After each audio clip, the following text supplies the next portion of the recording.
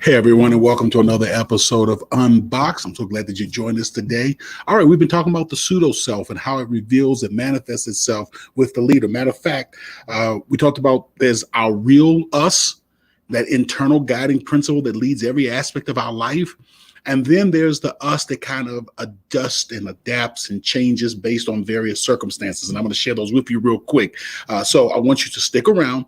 We're going to unbox what it means to be a knee-jerk leader and how we can rise above that. You don't want to miss it. I'm Dr. Robert Davis, family life educator and relationship coach. And welcome to Unboxed, a frank and straightforward conversation about relationships. We're going to talk about family, church, workplace, and all other types of relationships. Join me for the next few moments as we unbox the power and potential of relationships and help you to live your best life. All right. Let's get started. Make sure that you like, subscribe, and share. That's right. Like, subscribe, and share. And hit the notification button so that you can get notifications when we come out with new podcasts. All right. Let's go ahead and jump right into this. We talked about the pseudo self and the real self. And as leaders, this is not a concept that I came up with. This is from Murray Bowen. So I got to give credit where credit is due. But there's the part of us that is real, that's genuine, that transcends all relationships, all circumstance, situation. And then there is the part of us that kind of is more adaptable. It's more fluid. And that's the part that we have to really keep an eye on. That's called the pseudo self. And it really helps us to understand our level of emotional maturity the more that we understand our pseudo self. So the pseudo self is the person that I am in a particular relationship. In other words, the relationship, not my guiding principles, control my identity. So when I'm with my friends, I'm one way. When I'm with, church members, I'm another way. When I'm with family, I'm another way. And that is the pseudo self that kind of adapts. An authentic person is the same regardless of the type of relationship, who they're with, etc. The pseudo self is the person that I am depending on the environment or the organization that I'm with. So the organization, not the guiding principles, controls our identity and behavior. You see, you're starting to see what the challenge is with that.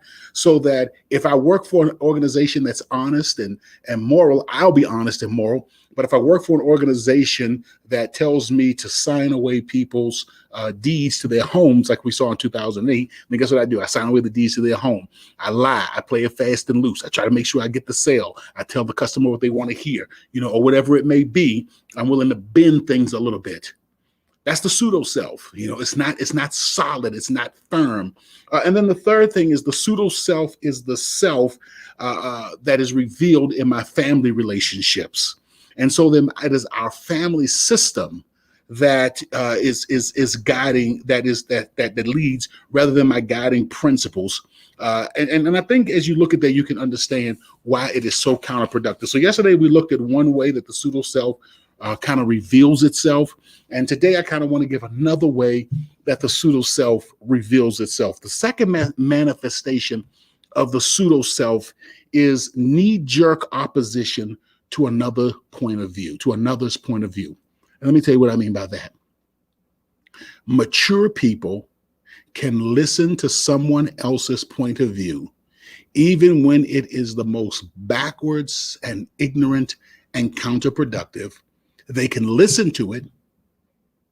They can share their own point of view, and they can respect and allow others to have different points of view. I had to say something. That was just so stupid. I had to say something. And I want you to see this now. I had to. That is the non-thinking, reactive, impulsive response. And that, again, is giving somebody else control. So then when somebody says something ignorant, when somebody says something counterproductive, when someone says something that's hateful, off the wall, or whatever it may be, then, they got control. They will determine how I respond, how well I'm able to listen. They got control. I've just given them control of the entire situation. So knee-jerk opposition to another's point of view is a clear sign of the pseudo self. It's not the real me. It's meaning then that I am allowing the relationship or the environment to control me. Are you with me now? I hope that makes sense to you. I'm allowing the relationship or the environment to control me rather than being an authentic me that has complete control of myself at all time. Pseudo self reveals itself when someone has so little authenticity that agreeing with or cooperating with another person who has a different point of view becomes very difficult. Man, I can't work. They just do it totally different. They think totally different. I can't work in that environment. I can't work with them.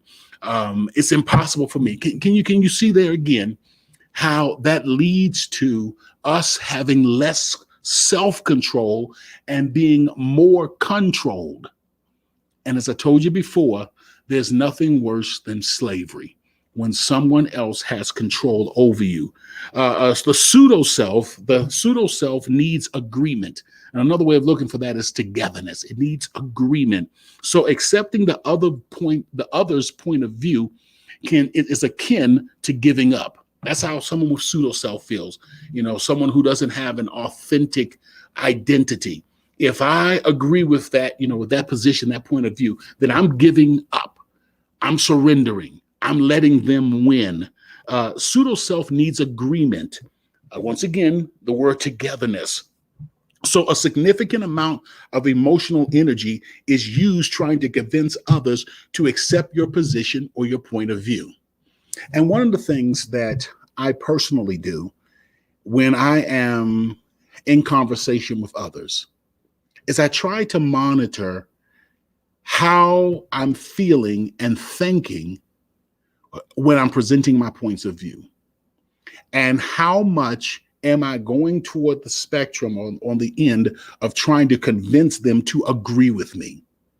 Are you with me? I really do sit down. I try to think about this because I've noticed that when I am anxious, I notice that when I need the other person's approval, when I want the other person in harmony with me, which is, again, that's not the real me. That's the me that is being determined by the relationship, that I find myself over-explaining. I find myself being argumentative. I find myself trying to be convincing.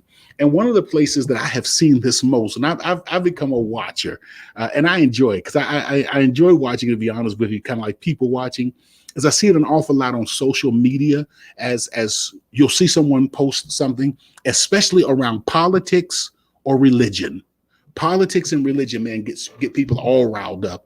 And so, one of the things, and I've told y'all this before, I genuinely dislike the Democratic Party because I believe that they are more hurtful to the African-American race than the Republican Party, who is just blatant with their disregard for African Americans. I think the Democratic Party has done more to stifle us over the last 50 years than the Republican Party has, because they have been so sly in making us think they're on our side, and they're not.